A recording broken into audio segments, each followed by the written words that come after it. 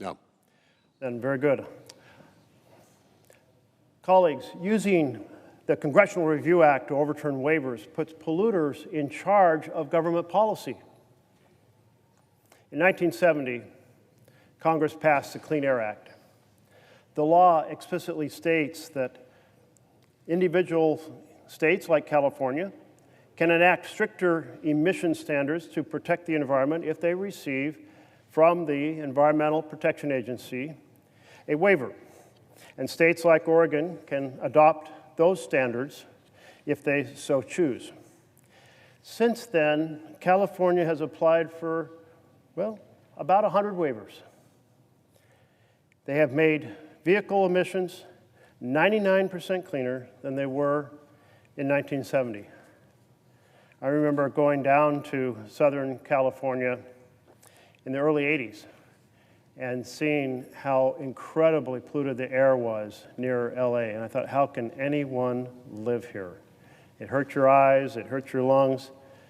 People don't have that impression today, despite the amount of vehicle miles going way up, because of the incredible efforts California made to clean up their air from auto emissions. You know, in the last 50 years, California has never had a waiver revoked. That tells me they put together very competent proposals and that the nation supported their effort to clean up their air. But something different is happening right now. Senate Republicans are using the Congressional Review Act in ways that Congress never intended. And of course, the Congressional Review Act says if a rule is implemented and you're within 60 legislative days, it can be brought to the floor and it can be overturned by the House and Senate. And then if it's vetoed, well, then the House and Senate can overturn the veto if they have enough votes. But all about rules, no mention of waivers. Both the Government Accountability Office and the Senate Parliamentarian say the Congressional Review Act cannot be used to overturn waivers because, quite simply, they're not rules. You know, here is the thing. Words have meanings, and you can only trust the law if those words are honored. And to magically say a waiver is a rule is a real travesty of lawmaking. But that's where we're at now. So what is this really all about, this Republican decision to invent new meanings to existing words when every bit of common sense and every bit of legal knowledge knows that that's a lie? Why did my colleagues engage in this massive deception? It's an end run around the policymaking process. They could have easily said, we want to expand the Congressional Review Act to cover waivers. And then you simply craft a bill. Republicans being in charge of the Senate and the House, they bring it to the floor. We debate it. It either passes or it doesn't pass. Has the advantage of going through committee and being considered and having people weigh in on whether it's a good idea or not. But to simply reinvent and pretend, if you will, that the color black is the color white or an orange is an apple, because everyone understands a waiver is not a rule. So it's unfortunate that the colleagues in charge of the legislative process have so corrupted it yesterday and today. Not even trying to actually enact a law to accomplish what they want. Instead, saying, let's use an expedited process that doesn't go through committee, where there is very limited debate, where there are no amendments allowed, in order to do a favor for a powerful special interest.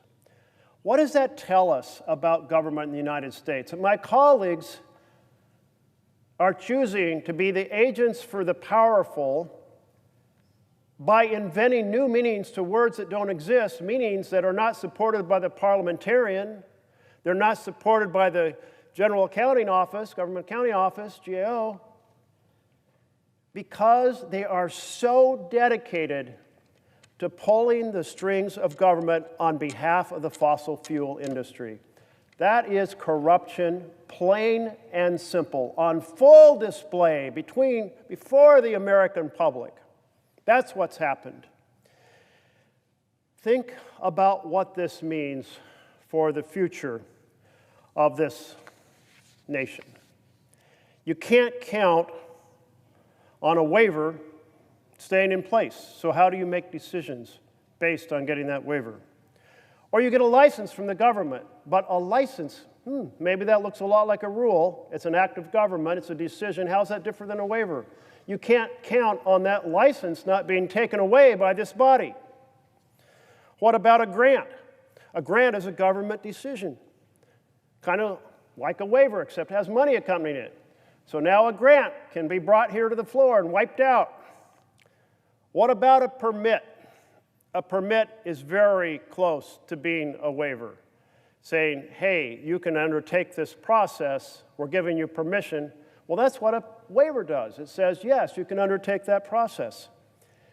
So now, no one has a foundation for pursuing projects because they know that if the majority wants to play favors for a powerful special interest, they can wipe you out with no foundation of law. That's what happened here. And that is a travesty. It's a travesty that none of my colleagues, I would hope, if they reflected on it, outside the pressure of having their arms twisted, would engage in. And I know they would be highly critical if the parties were reversed. In addition, once that waiver is struck down, it suggests that under the rules of the CRA that a similar waiver might not be able to be granted in the future. So now you have two laws in conflict with each other. One law says you can grant the waiver. The other law says if something was struck down through the CRA, nothing similar can be done. How are we to resolve this? My colleagues have no answer. They've taken us down a path where words have no meaning and where sheer power by one of the richest enterprises in America, the fossil fuel industry, is all that matters. They are the puppet masters of my Republican colleagues. They have pulled the strings, and now we are in deep trouble to have an honest foundation for legislative action. This one waiver was something that the fossil fuel industry really hated because when cars became more efficient, they used less oil, and therefore the oil companies made more money. When these waivers were enacted, people were incentivized to buy cars that didn't even burn gasoline. And the oil companies were like, oh my goodness, we're not going to make as much money. Help us, dear Republicans.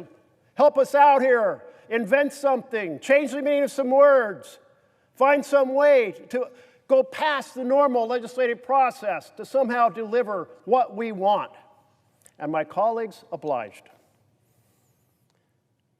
The damage is done. It's going to be extremely difficult to fix it. It's eviscerated half a century of California's clean air protections. It was the wrong thing to do to blow up the good work of a state seeking to solve its air pollution problem. It was absolutely the wrong thing to do to blow up the integrity of this body by deciding a waiver is a rule and undermining the ability of any group to act with confidence based on decisions made by the government of the United States. Because whether you have a waiver, or you have a permit, or you have a license, now you don't know whether some powerful interest is going to have this body rip it away from you. Let's work together to reestablish integrity in this chamber, integrity in our legislative process that was so badly damaged yesterday and last night. Thank you, Mr. President.